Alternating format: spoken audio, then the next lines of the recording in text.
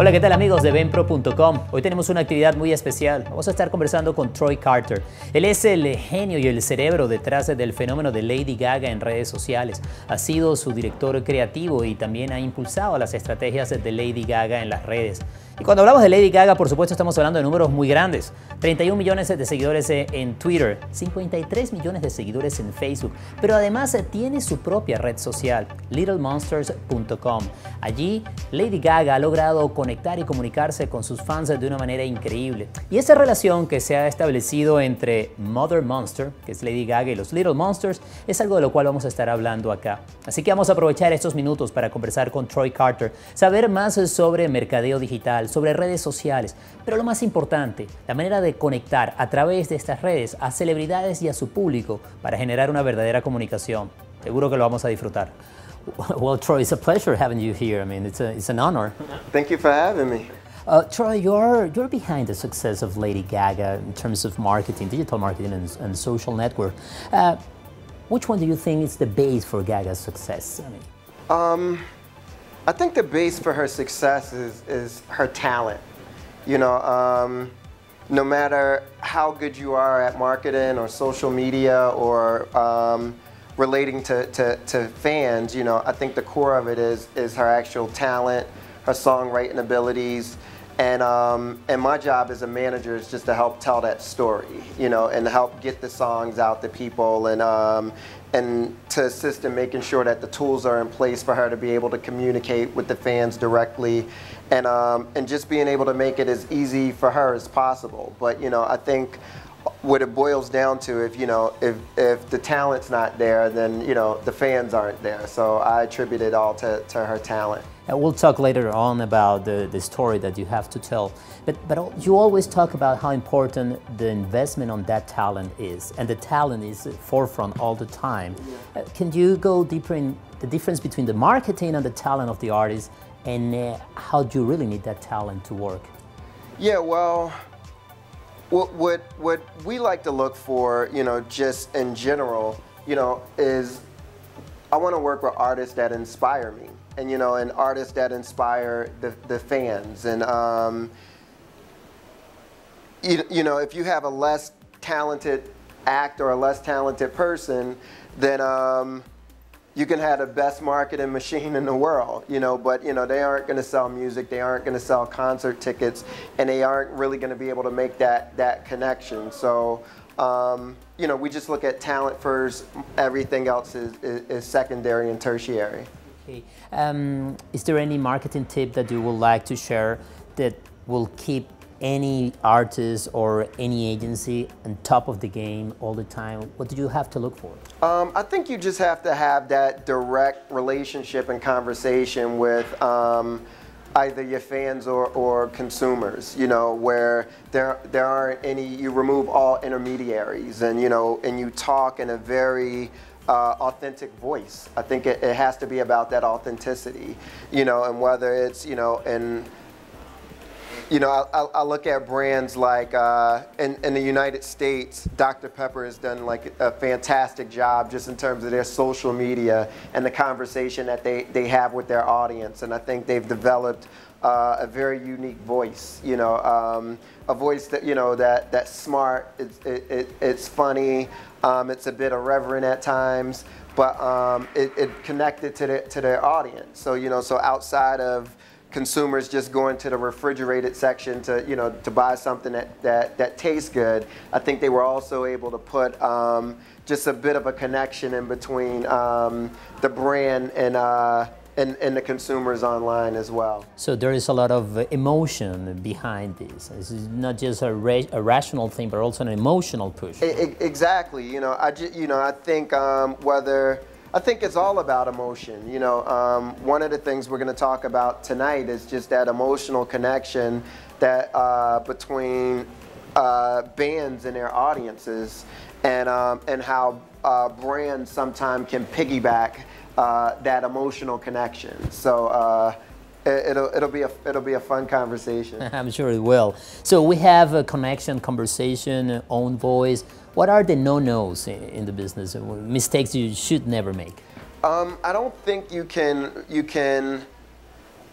I think you have to know who you are as a brand and what you stand for, and you got to look at the integrity of your brand and who are you, even down to, I think once you have a basic understanding of the DNA of your brand and what it means, it helps you pick distributors, it helps you pick, you know, third-party operators, it helps you pick the celebrities that come on board and endorse it, you know, and it helps you define your voice. So I think it's all, you know, digging down into the integrity of the brand.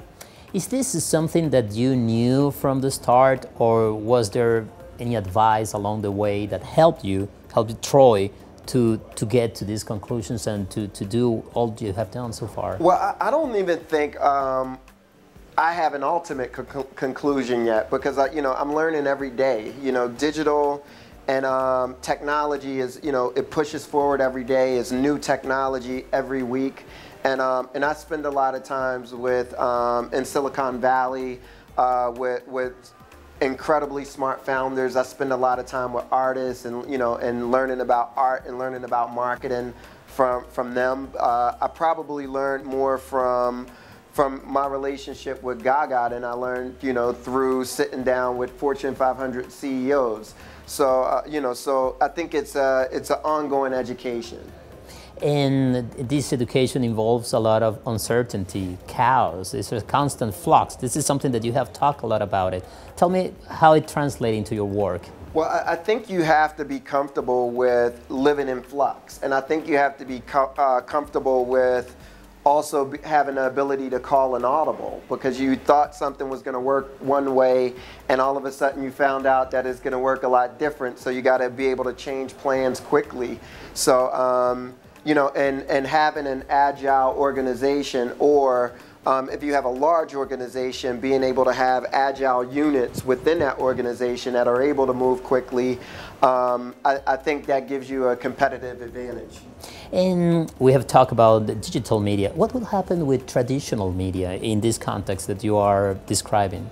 I think traditional media is changing a lot as we speak, you know, whether it's mobile phones, whether it's tablets, smart televisions, and you know, I think big advertisers are going to have to make adjustments, and they're going to have to try different things, whether it's experiential marketing, whether it's really figuring out how mobile is going to play into it, and how do you reach and connect audiences on small screens, or whether how do you build, you know, one of the things that we're going to talk about tonight is this case study on what P. Diddy was able to do with Ciroc, and, you know, where it, you know, they took away, you know, the traditional in-store advertising and the 30-second TV spot, and you create these experiences around the products. So I think a lot of that's going to come into play, but the 30-second spots on broadcast television, you know,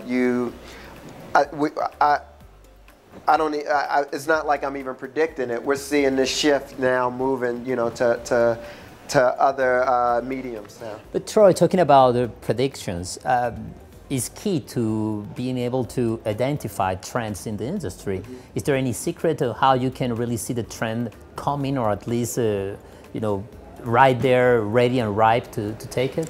I think you have to create what we have a small, between myself and as a girl, Allison Struder at my company, that's our R&D department. You know, where, you know, we're spending a lot of time talking to people, and, you know, and finding out what's working for people, what's not working for people. We stay really close to the conversations that fans are having, and we ask a lot of questions. So being very curious and inquisitive about what's happening. So I think you got to almost have a curiosity department within your company that's going out and sitting down with people and asking a lot of questions. You know, the music industry, we ended up being the canaries in the coal mine, and we got caught with our pants down. And it really, we watched technology disseminate a lot of value in the industry, and over the last 3 or 4 years, you know, it's been really highly concentrate efforts of building that value back up. But with that lesson, you know, we learned a valuable lesson. So instead of living in fear of change, it's embracing change and being part of change as well. And do you think these changes have empowered the artist himself or herself in terms of the connection? Absolutely. You know, you now what we're seeing is we're learning how to remove third parties from that conversation. You know, prior to, you know, a few years ago, artists weren't able to really understand who the audience was. There was always someone in between a transaction. So, you know, if you ask the music industry who your customer was, they would say Best Buy, Walmart, Target, you know, big box retailers, or iTunes, opposed to saying, you know, it's John Stevens, who lives in Sweden, who listened to the music at 12 o'clock, 3 o'clock, 4 o'clock. This is the music that he listened to. This is where he purchased it from, or this is where he streamed it from, and really being able to get specific data about who that customer or who that fan is. And so I think over the next few years, we're really going to be see a lot of rich data mining around consumers. Let's talk a little bit about social media. I would like you to polish your crystal ball and tell me which of these social medias that we have now, these outlets, will stay and why. Well, I think, I guess the answer is I don't know. You know, because that's the honest one. Yeah, that's the honest answer, because you know it's no one could have predicted that Facebook was going to, you know, have the power that they have, or Twitter was going to be the platform that it became, and I would say my prediction is we're going to see these very niche verticals. And what we're doing right now, you know, with littlemonsters.com, for instance, this isn't about the quantity of users on the platform, where Gaga has close to 60 million users on Facebook and, you know, 31 million followers on Twitter. This is going to be about the quality of users. How can we leverage having 1 million diehard fans on a platform? So, you know, the people that come to this community are super fans. This isn't about the passive fans. But I think we're going to see these niche communities, not just in music, but around sporting teams, around any sort of affinities, whether it's religion, whether it's cars, whether it's pets. You know, I think we're going to see a lot of these niche communities popping up. So somehow it's even a next step from social media in terms that you are into really specifics, no? I mean, the question I want to ask, if this social media that we see now, is it a trend, or it also is in flux and you see it changing? No, I think it's going to... I think Facebook's become the telephone company, you know, so where they're just, you know, they're the electricity company, they're the pipes. So, you know, so for us, it was, you know, when we launched littlemonsters.com, we went and we sat down with Facebook first, you know, and we talked to them about it, and, you know, and it was important to us, and it also was important to them that we integrate the two platforms, so we're not sitting on an island. So our platform is also integrated into Twitter and into Facebook as well. So, you know, as you're updating on littlemonsters.com, you also have the possibility for it to be able to go throughout your social graph. But where your largest social graph has been about your relationships, you know, with your friends, your family, your schoolmates, you know, people from your past, and this is really about your specific interests. So where, as a basketball fan and a Los Angeles Lakers fan, you know, I'm not necessarily talking about that with people on Facebook, but if I can go into a rich community and specifically talk about the team, the trades that happened, last night's game, you know, complain about who sucked and everything else or whatever, you know, you find yourself spending a lot of time on those specific platforms. So you're really building a community, yeah, community of interest. Yeah, that's the idea, no? Exactly. What will be your key advice for boosting or improving a band, music band, social media network? Staying authentic and having real conversations, and really, I would say really sharing with your fans and making that connection, letting them get to know you as a person, you know, so even more than who you are as an artist, who you are as a person, and really building that emotional connection.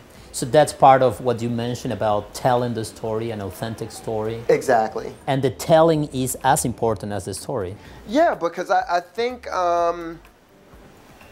when you live, a lot of artists, and one of the problems that we have now is that, you know, the music industry has become a singles-oriented industry where it's all about that hit single that you have right now, and then for that 12 weeks, you're the hottest act in the world, and then once that song's over, you're kind of gone, and you know, and people kind of move on to the next thing. It's almost like fast food, and what we're trying to serve is that gourmet meal, you know that.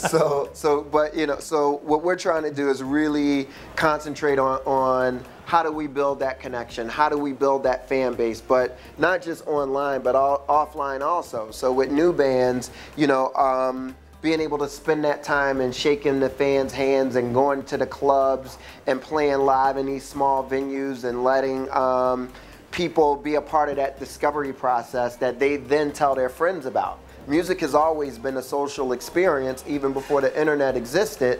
It just was a much slower social experience. So when you found out about a band, you know, 40 years ago, you would take and you would share that 45 disc with your friend and let them listen to it. Or when cassettes came out, you would let somebody dub that cassette that, you know, that you found, and it would pass that way. And now it just kind of spreads much faster through the social graph. But it's always, and it always will be, about that discovery process. So making sure that you don't skip over that discovery process. You have to keep it real all the time. Absolutely. Did you live those years of the 45? I cannot believe that. Or the cassette, Troy, you're quite young. I lived through the 45, I lived through the cassette, I lived through vinyl, I lived through CD, I'm living through digital, and we'll see what's next. Let's talk a little bit about brands. What brands can learn about your story and your success story right now? What will be even your recommendation in terms of digital marketing? I would say the best thing they could learn is marrying offline with online. I think that's what the music industry has done well. You know, where, you know, a lot of the bigger companies, they throw money behind their problems, or they throw a lot of money behind the market, and they look for money to solve a lot of the problems that they have, or paying for the relationship.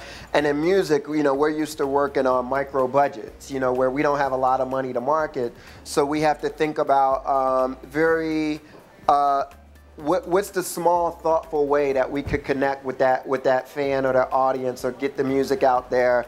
And a lot of it is street promotions and hand on hand, and being in clubs and being in places where the fans are. And having that run parallel with a very comprehensive digital strategy, but not skipping either one. Thinking about both of them as equal. They're both equally important. So I would say just making sure those two strategies are threaded together. And taken from your words a few minutes ago, fear is not an option in this case, because a lot of brands, even companies, are fearful about the future because they don't know how to handle it. Eh? Yeah, I think, no, I actually think they should be scared, because there's a lot to be scared of, you know, but with that fear, they should embrace the change. You know, if I'm a large company, I'm really up at night thinking about how my business is going to be disrupted, you know. So whether it's Uber and what they're doing in the transportation industry with on-demand car service in America and in other places right now, and they've completely disrupted the taxi industry, or whether you're a music distributor and, you know, you're looking at Spotify and Pandora and, you know, and these incredibly scalable streaming music services that have completely disrupted traditional retail, and or whether, you know, you could be any industry right now. So right now, technology has allowed us to really reach consumers in a way that you've never been able to reach them before. So I think whether you're a beverage company, whether you're an automobile company, I think you're in trouble right now. You should be worried, very, very worried. And this is going to be my last question, but your company is a very small company in terms of how the reach, how global it is, and success. Keeping it small in these times is also a good way of seeing things? I think if, you know, I kept it small by choice, you know, just because I know my personal management style. We've really become good at partnerships. So where, you know, we work in conjunction with whether it's agencies or whether it's other music labels or whether it's other management companies. So we've been able to build these incredible strategic alliances through our company. And but at the same time, being able to work with artists who reach these, you know, reach global audiences. And so we've kept it nimble purposely, just because I've sold my company to a larger company and know the feel of what it's like to work with a publicly traded company, and I know what it's like to work with a boutique company, so that's my choice. But if I'm a larger organization, I would really figure out a way to create almost a startup community within this larger organization that can work autonomously, that can control their own budgets, that can control their own timelines, and that can create that Apple within our company, or that can create that Spotify within our company. So if we're going to be disrupted, it's because we're going to disrupt ourselves, not because a nimble startup's going to come along and eat our lunch. It sounds good. So that's a way to manage the flux. We are. Yeah, flux is very manageable. Thank you very much, Troy. I mean, it has been an honor and a pleasure. Thank you very much. Thanks a lot. Thank you. Y muchísimas gracias a los amigos de evenpro.com por acompañarnos en esta conversación con Troy Carter. Van a seguir disfrutando siempre contenidos irresistibles en Eventpro, no solamente en lo digital, sino también en los venues, a través de los cines, a través de todas las estrategias que se van desarrollando por Eventpro. Será hasta la próxima.